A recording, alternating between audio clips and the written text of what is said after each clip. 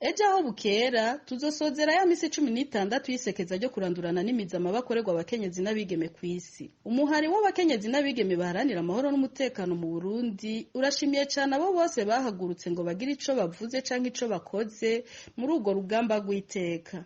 Turashimiye cane cane abagabo n'abasore bose babonye ko urwo rugamba atari urw'abakenyezi n'abigeme gusa ari urwazina muntu wese.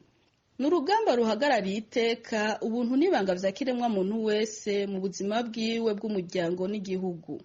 Ababikurikiranira hagufi baravuze ko kw'isi umukenyezi umwe kuri 3 yakorewe ako kabi imuhira, ku nzira, mu muryango, kw'ishuri canke ku kazi n'ahandi. Mu bihugu bimwe bimwe biri mu ngorane nk'aho Uburundi bwacu buri uyu munsi, gukorera amabi abakenyezi n'abigeme carabaye ikigwanisho co gucinyiza, kubabaza no kumaramaza ababikorerwa nabo bafise ico bahuriyeko. Twebwe nk'abarundikazi turongeye gutera kamo abarundi n'abarundikazi bene wacu, iri sekeza turiko turasozera ntirikabe iry'indwi zibiri gusa, niribe nyabuna ingendo yacu ya misi yose. Turasavye zina murundi wese ahari yiyemeze kugwanya yivuye inyuma amabakorerwa abakenyezi n'abigeme bisubire bibe umuziri wacu, abigeme n'abakenyezi basubire batekane, bagarukane icizere c'uko ejo ari heza, bazoshobora kwikora ku ngabirano Imana yabahaye, bakiyubaka, bakiteza imbere,